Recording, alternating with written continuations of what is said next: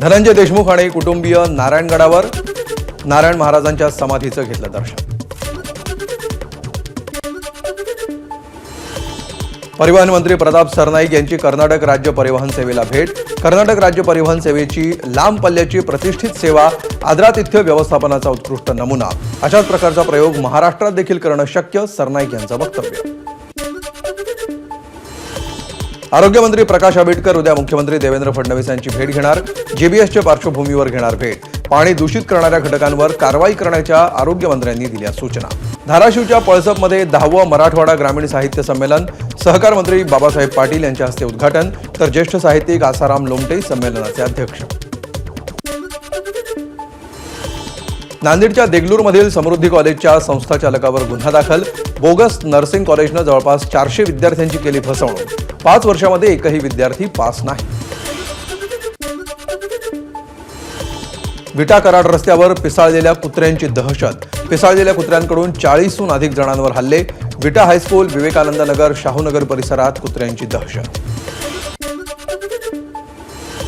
वर्ध्याच्या पवनारमध्ये नदीकाठावर गावठी दारू तयार करणाऱ्यावर कारवाई। दारू तयार करण्यासाठी लागणारे 7 ड्रम नष्ट। मुंबई छत्रपती शिवाजी महाराज आंतरराष्ट्रीय विमानतळाबाहेर हिट अँड रनची घटना। कारची डिवायडरला धडक। अपघातामध्ये 5 जण जखमी। कार चालक पोलिसांच्या ताब्यात। अकलूजमध्ये राज्यस्तरीय लावणी स्पर्धेचं आयोजन। स्पर्धेसाठी राज्यभरातून 10 संघ दाखल। पारंपरिक लावणी जपण्याची जबाबदारी समस्त रसिक प्रेक्षकांवर, आयोजक स्वरूपा राणी मोहिते पाटील यांचं वक्तव्य। धाराशिव जिल्ह्यातील जवान महेश देशमुख तेलंगणात कर्तव्यावर असताना शहीद। ईट या मूळ गावी शासकीय इतमामात होणार अंत्यसंस्कार।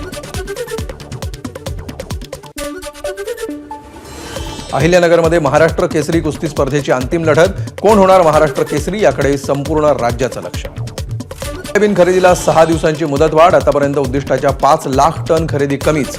राज्यात आतापर्यंत 9,42,000 टन सोयाबीन खरेदी। 6 फेब्रुवारीपर्यंत ही खरेदी सुरू राहणार।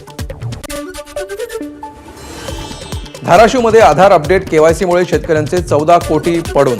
गेल्या 2 वर्षात शासनानं नैसर्गिक आपत्तीपोटी जाहीर केलेलं अनुदान शेतकऱ्यांना वितरित। धाराशिवच्या उमरगा आणि बेंबळीसह हजारो लिटर गावठी दारू आणि दारूचे कारखाने नष्ट। अवैध मद्य विरोधी विशेष मोहिमेची कारवाई। राज्यात बंदी असलेल्या तंबाखू आणि गुटख्याची तस्करी रोखण्यात नंदुरबार पोलिसांना यश। गुजरातमधून महाराष्ट्रात आलेला गुटखा शहादा पोलिसांनी केला जप्त।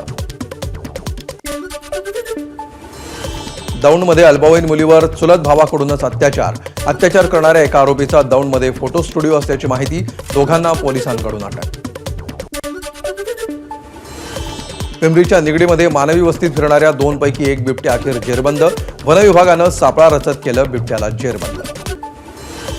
चंद्रपुरात कुख्यात अजित राजगुणनं शिकार केलेल्या वाघांचे अवयव फॉरेन्सिक चाचणीसाठी रवाना।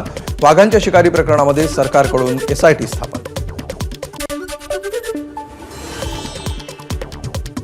माजी सैनिक लालनेई संघ आणि अजित राजगुण यांच्यात आर्थिक व्यवहार। जवळपास 2 कोटी रुपयांचा आर्थिक व्यवहार झाल्याची सूत्रांची माहिती। नाशिकमध्ये 2 दिवसात 4 तर 8 दिवसामध्ये 5 गावठी कट्टे पोलिसांनी केले जप्त। नाशिकमध्ये मोठ्या प्रमाणात गावठी कट्टे असल्याचा संशय। सांगलीत 2 साखळीत चोरणाऱ्या आंतरराज्य चोरट्याला पोलिसांनी ठोकल्या बेड्या। 4 लाखांच्या रुपयांचा मुद्देमाल LCB कडून जप्त। पुण्यातील मुंढवा ABC रोड परिसरातील एका पब हॉटेलमध्ये 2 गटात फ्रीस्टाईल हाणामारी। हाणामारीचा व्हिडिओ सोशल मीडियावर व्हायरल। 4 ते 5 जण गंभीर जखमी। अर्थसंकल्पानंतर नाशिकमधील कांदा उत्पादक शेतकऱ्यांमध्ये निराशा। कांद्यावरील महामंडळ स्थापन करण्याची होती उत्पादकांची मागणी। कांद्यावर निर्बंध आहेत, यावर निर्यात मूल्याची कुठलीही गरज नाही, शेतकऱ्यांची प्रतिक्रिया। पुण्यातील ससून रुग्णालयातून GBSच्या 5 रुग्णांना डिस्चार्ज। सध्या ससून रुग्णालयामध्ये GBSचे 28 रुग्ण। नाशिकमध्ये सुला फेस्टला सुरुवात। आकर्षक विद्युत रोषणाईमध्ये उजळून गेला वायनरीचा परिसर। कोरोनापासून सुला फेस्ट होता बंद। पंढरपुरात विठुरायाचा थाटामाटात शाही विवाह सोहळा संपन्न। हजारोंच्या संख्येनं भाविक उपस्थित। विठ्ठल रुक्मिणीच्या डोक्यावर अक्षता पडताच भाविकांमध्ये जल्लोष. भक्तांच्या उपस्थितीत मोठ्या उत्साहात विवाह सोहळा संपन्न. विवाह सोहळ्यासाठी विठ्ठल आणि रुक्मिणी मातेच्या मूर्तींना दागदागिने आणि भरजरी पोशाखात नटवलं. लग्न सोहळ्यासाठी विठुराया आणि रुक्मिणी मातेचा खास पोशाख. एबीपी माझा, उघडा डोळे बघा नीट.